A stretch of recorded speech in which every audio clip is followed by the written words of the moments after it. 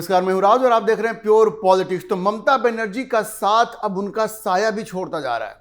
देखिए, इतने सारे लोगों ने ममता बनर्जी का साथ छोड़ दिया, पार्षदों ने साथ छोड़ दिया, 80 में से 64 विधायकों ने साथ छोड़ दिया, 28 में से 22 सांसदों ने साथ छोड़ दिया। लेकिन कुछ लोग थे जो ममता बनर्जी के साथ साये की तरह चिपके हुए थे, अब वो भी दूर जा रहे हैं। और एक नाम जो आप सुन के हैरान रह जाएंगे, जिन्होंने कि सबसे ज्यादा कस्में खाई ममता बनर्जी के साथ रहने की, अब खबर यह आ रही है कि उनका भी मन डोल रहा है और वो भी पलटी मार सकती हैं। वो यही सिग्नल दे रही हैं। और उनका नाम क्या है? उनका नाम है महुआ मोइत्रा। तो खबर यह है कि महुआ मोइत्रा के दिल में भी नरेंद्र मोदी सरकार के प्रति प्रेम उमड़ रहा है। आजकल उन्होंने नरेंद्र मोदी सरकार की तारीफें करनी शुरू कर दी हैं और इसलिए कयास ये लगाए जा रहे हैं कि अब महुआ मोइत्रा भी पलटी मार सकती हैं, ममता बनर्जी को त्याग सकती हैं और नरेंद्र मोदी के पीछे खड़ी हो सकती हैं। जी, अब देखिए, आपको जैसा पता है कि बंगाल चुनाव में जो तृणमूल कांग्रेस की हार हुई है, उसके बाद से तो ममता बनर्जी की पार्टी जो है तृणमूल कांग्रेस, वो लगातार बिखरती जा रही है। एक के बाद एक सारे लोग जिसकी कभी कल्पना ममता बनर्जी ने नहीं की होगी। अब सायोनी घोष के बारे में कभी उन्होंने सोचा होगा कि कभी वो उनको छोड़ के जा सकती है, लेकिन छोड़ के गई। शताब्दी रॉय जो उनके साथ लंबे समय से रही हैं, माला रॉय जो साउथ कलकत्ता से उनके घर से सांसद हैं, कालीघाट उसी साउथ कलकत्ता में आता है, वो उनको छोड़ के चली गई। तमाम जितने भी नाम हैं सब छोड़ के चली गई। लेकिन किसी ने यह नहीं सोचा था, ममता बनर्जी ने सपने में भी नहीं सोचा होगा कि महुआ मोइत्रा भी ऐसा कुछ कर सकती हैं। तो जो खबरें आ रही हैं कि ममता बनर्जी के साथ जीने मरने की कस्में खाने वाली महुआ मोइत्रा, उनका भी मन डोल रहा है और इसीलिए यह कहा जा रहा है कि अब वो मोदी सरकार की तारीफ कर रही हैं। दरअसल महुआ मोइत्रा ने एक सोशल मीडिया पोस्ट किया है जिससे पश्चिम बंगाल की सियासत में एक नया बवंडर खड़ा हो गया है। महुआ मोइत्रा को देश के रक्षा मंत्री राजनाथ सिंह ने एक लेटर लिखा था जिसमें उनकी एक मांग थी जिसका उन्होंने जवाब दिया था। तो उस लेटर को सोशल मीडिया पे पोस्ट करते हुए महुआ मोइत्रा ने मोदी सरकार की जबरदस्त सराहना की है। अभी मैं आपको बताता हूं कि वो लेटर क्या था, महुआ मोइत्रा ने कौन सा इश्यू उठाया था जिसके जवाब में रक्षा मंत्री राजनाथ सिंह ने उनको एक पत्र लिखा और उस पत्र को सोशल मीडिया पे पोस्ट करते हुए महुआ मोइत्रा ने नरेंद्र मोदी की सरकार की तारीफ की। और उसके बाद से ही चर्चा शुरू हो गई है कि क्या महुआ मोइत्रा भी पलटी मारने वाली हैं, क्या वो भी ममता बनर्जी को छोड़ करके नरेंद्र मोदी के पीछे खड़ा होने का प्लान बना रही हैं। क्योंकि महुआ मोइत्रा से किसी भी मुद्दे पे एक छोटी सी भी तारीफ नरेंद्र मोदी की नहीं जाती है, वो आज तक उन्होंने किया नहीं है। लेकिन इस बार जब पार्टी बिखर रही है तृणमूल कांग्रेस, ऐसे में उनका एक सोशल मीडिया पोस्ट आना और उसमें मोदी सरकार की तारीफ करना, यह किसी को यह बात नहीं पच रही है। इसीलिए इस कयास को बल मिल रहे हैं कि शायद अब महुआ मोइत्रा भी पलटी मारेंगी, ममता बनर्जी को लात मार के नरेंद्र मोदी के पास, नरेंद्र मोदी के पीछे संसद में, लोकसभा में खड़ी होंगी। अब देखिए, महुआ मोइत्रा ने जो सोशल मीडिया पोस्ट किया है उसमें उन्होंने क्या लिखा है। उसमें उन्होंने लिखा कि राजनाथ सिंह जी, सशस्त्र बलों की विकलांगता पेंशन पर इनकम टैक्स छूट जारी रखने के प्रति आपकी सहानुभूति के लिए आपका धन्यवाद। उम्मीद है कि वित्त मंत्रालय के अधिकारी भी वैसी ही सहानुभूति दिखाएंगे और इस आपत्तिजनक प्रस्ताव को कभी आगे नहीं बढ़ाएंगे। जय हिंद। देखिए, वो तारीफ कर रही है, वो कह रही है कि आपकी जो सहानुभूति है, उन्होंने एक मुद्दा उठाया था कि जो सशस्त्र बल हैं उनमें जो विकलांग हो जाते हैं उनके पेंशन पर इनकम टैक्स की छूट जारी रहनी चाहिए। इसके लिए उन्होंने लोकसभा में नियम 377 के तहत यह मुद्दा उठाया था।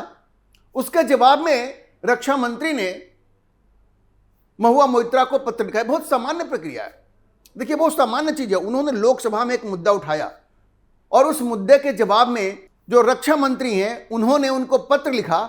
अब महुआ मोइत्रा उस पत्र को सोशल मीडिया पे पोस्ट करती हैं और कहती हैं कि आपकी सहानुभूति के लिए धन्यवाद। मार्क कीजिए, अभी कोई निर्णय नहीं हुआ है। राजनाथ सिंह ने क्या जवाब दिया मैं अभी आपको बताता हूं, लेकिन उनके पत्र के जवाब में महुआ मोइत्रा लिखती हैं कि आपने जो सहानुभूति दिखाई है इसके लिए आपका बहुत धन्यवाद, और ये जो वित्त मंत्रालय है वो उम्मीद करते हैं कि वो इस प्रस्ताव को आगे नहीं बढ़ाएगा। तो जिस तरह से उन्होंने राजनाथ सिंह का धन्यवाद किया ये कहते हुए कि आपने सहानुभूति दिखाई और इस पत्र को सोशल मीडिया पे पोस्ट कर दिया, वो क्या कह रही हैं कि जो नरेंद्र मोदी की सरकार है उसने कम से कम सहानुभूति तो दिखाई। जो मुद्दा उन्होंने लोकसभा में उठाया कि ये जो सशस्त्र बल के जो सैनिक हैं जो विकलांग हो जाते हैं उनको जो इनकम टैक्स का एग्जेम्पशन मिला हुआ है, इनकम टैक्स की जो छूट मिली हुई है, उसको बदलने की जो बात हो रही है उसको रोकने की जरूरत है, ये उन्होंने लोकसभा में मुद्दा उठाया था।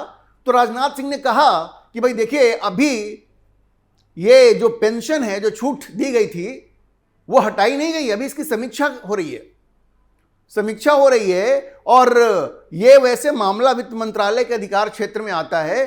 और इसीलिए राजनाथ सिंह ने कहा, उस लेटर में लिखा कि सरकार द्वारा अधिसूचित वित्त अधिनियम 2026 के नोट 12 में कहा गया है कि अधिसूचित संशोधन उस तारीख से या उसके बाद लागू होंगे जिसे केंद्र सरकार इस संबंध में अधिसूचित करेगी। मतलब राजनाथ सिंह ने कहा कि देखिए, ये भी समीक्षा इसकी हो रही है और ये लागू तो तब होगा जब नोटिफिकेशन इशू होगा, जब नोटिफिकेशन इशू होगा, और अभी तक कोई ऐसा नोटिफिकेशन इशू नहीं हुआ है, इसलिए अभी जो एग्जेम्पशन है इनकम टैक्स का वो खत्म नहीं हो रहा है, इसलिए आप निश्चिंत रहिए।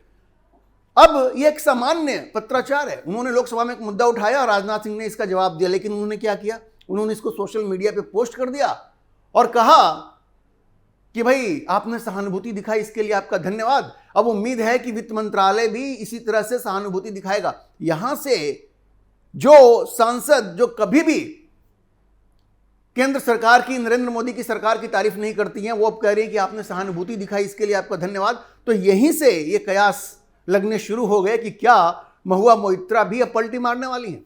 इस तरह से तो उन्होंने नरेंद्र मोदी सरकार की कभी तारीफ नहीं की, अभी तारीफ कर रही हैं, इसका मतलब है कि वो भी पलटी मार सकती हैं। अच्छा देखिए, ये तो महुआ मोइत्रा की बात हुई, वैसे टीएमसी में बगावत तो लगातार जारी है, और इसीलिए मैं कह रहा हूं कि महुआ मोइत्रा का ये जो पोस्ट है ये लोगों को सोचने पर मजबूर कर रहा है कि क्या वो भी बगावती नेताओं की कतार में शामिल हो गई हैं। तो वहीं महुआ मोइत्रा एकाएक केंद्र सरकार की तारीफ करने लगती हैं, तो यहीं से सारे सवाल उठ रहे हैं कि क्या महुआ मोइत्रा भी पलटी मार रही हैं। अच्छा देखिए, बंगाल में एक और बड़ी घटना सामने आई है, और आपको याद होगा आरजी कार हॉस्पिटल में जिस लेडी डॉक्टर का बलात्कार हुआ था और बाद में उसकी हत्या हुई, उसके जो पेरेंट्स हैं, उसके जो माँ बाप हैं, उन्होंने एक बड़ा ही विस्फोटक आरोप लगाया है, और ये कहा है कि उस हत्या में ममता बनर्जी के जो एक और भतीजे हैं आबेश बनर्जी, वो भी डायरेक्टली इन्वॉल्व हैं, सीधा सीधा उनका हाथ है।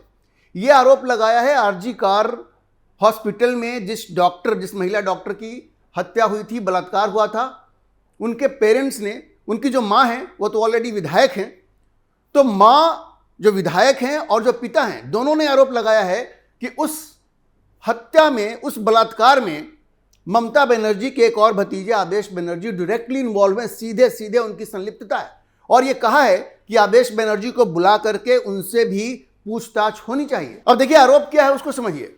अब जिस महिला डॉक्टर की हत्या हुई बलात्कार के बाद, उनकी मां रत्ना देवनाथ जो पनिहाती से विधायक हैं, उनका यह कहना है कि आबेश बनर्जी का जो मोबाइल लोकेशन है, मोबाइल को आपको पता है हर मोबाइल फोन का टावर लोकेशन पता किया जा सकता है, तो उनका यह आरोप है कि आबेश बनर्जी जो ममता बनर्जी के भतीजे हैं, उनका mobile phone tower location RG Kar hospital का जो प्रीमाइसेज है, आरजी कार हॉस्पिटल जो है उसके आसपास का है जिस दिन यह घटना हुई है।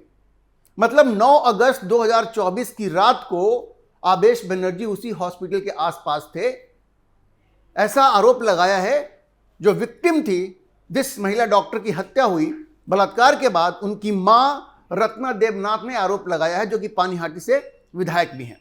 उनका कहना है कि आबेश बनर्जी का मोबाइल फोन टावर लोकेशन बिल्कुल आरजी कार हॉस्पिटल प्रेमिसेस के पास का ही है, इसलिए उनकी भी जांच होनी चाहिए पूरी तरह से, और इस बात की जांच पड़ताल होनी चाहिए कि क्या वो भी उस पूरे घटनाक्रम में शामिल थे। उन्होंने ये भी कहा है कि भाई आखिर उससे पूछताछ तो करो, उससे पूछताछ क्यों नहीं हो रही है, और जो एजेंसीज हैं जो इस मामले की तहकीकात कर रही हैं उन्होंने उसका इंटेरोगेशन अभी तक क्यों नहीं किया है। आगे वो कहती हैं कि जो पोस्टमार्टम की जो रिपोर्ट है उसके मुताबिक उनकी बेटी की हत्या 12 बजे रात से लेकर सुबह 6 बजे के बीच हुई।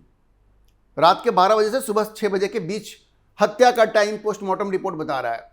वैसे में वो कहती हैं कि वैसे में जो कोई भी व्यक्ति संदिग्ध है या जो वहां आसपास था उसकी जांच होनी चाहिए, उससे इंटेरोगेशन होना चाहिए, और मोबाइल फोन टावर लोकेशन बता रहा है कि आदेश बनर्जी भी वहीं पे था, वहीं आसपास में था, तो उससे पूछताछ क्यों नहीं हो रही है। सीबीआई को उससे भी पूछताछ करनी चाहिए।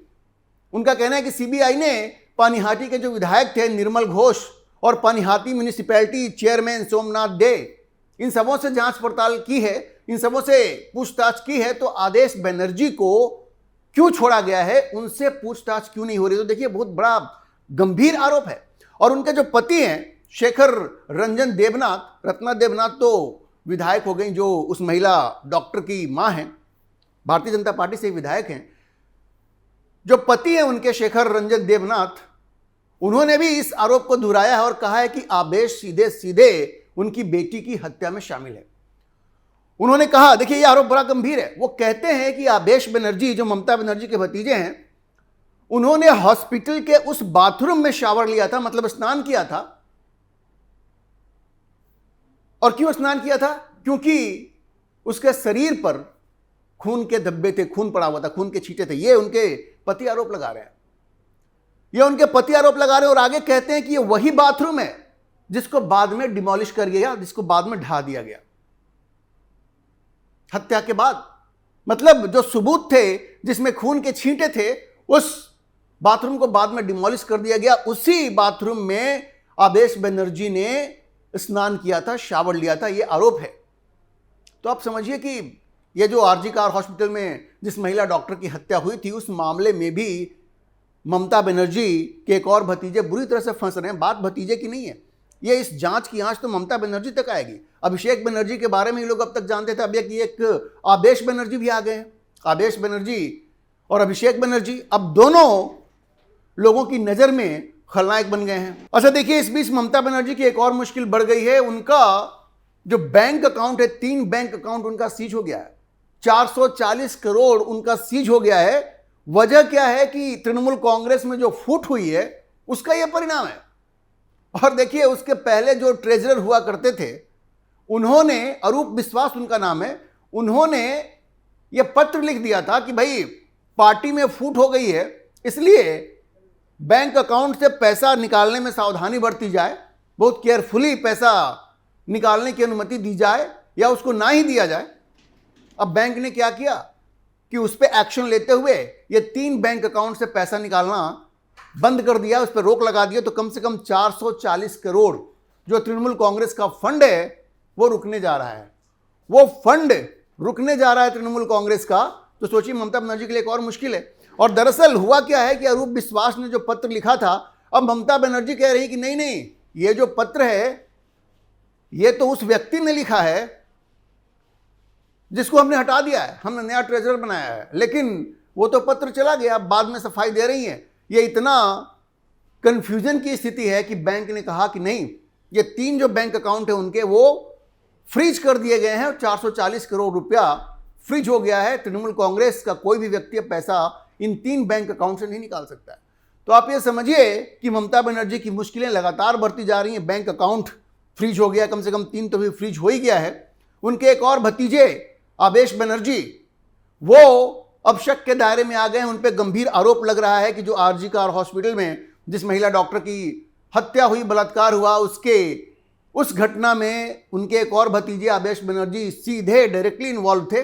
और उसके ऊपर से महुआ मोइत्रा जो उनकी बहुत करीबी हैं, उनकी निष्ठा को लेकर के भी सवाल उठ रहे हैं कि क्या अब वो भी पलटी मारेंगी। तो ममता बनर्जी के लिए बहुत बुरा वक्त चल रहा है।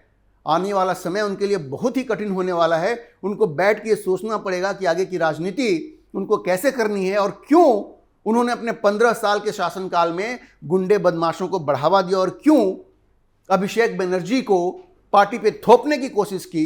एक ऐसा व्यक्ति जो शॉर्ट टेम्पर्ड है, जिसकी प्रवृत्ति गुंडों वाली है, जिसकी भाषा गुंडों वाली है, उसको आगे बढ़ाने के चक्कर में ममता बनर्जी ने पूरी पार्टी बर्बाद कर दी है और अब उनके लिए मुंह छिपाने के लिए जगह भी उपलब्ध नहीं है। तो ममता बनर्जी को बैठ के इस पर सोचना चाहिए और दूसरे नेताओं को यह भी सोचना पड़ेगा कि क्या ममता बनर्जी का जो रास्ता था वो सही था, और अगर सही नहीं था तो कैसे उससे बचा जाए। ये सारे नेताओं के लिए एक विषय है जिस पे उनको सोचना पड़ेगा। अभी के लिए इतना ही। हम इस खबर पर नजर बनाए रखेंगे और आपको अपडेट करते रहेंगे। इस विषय पर आप क्या सोचते हैं अपनी राय कमेंट बॉक्स में जरूर लिखें, और अगर आपको वीडियो पसंद आया हो तो आप इसे लाइक करें, शेयर करें और हमारे चैनल को सब्सक्राइब जरूर करें।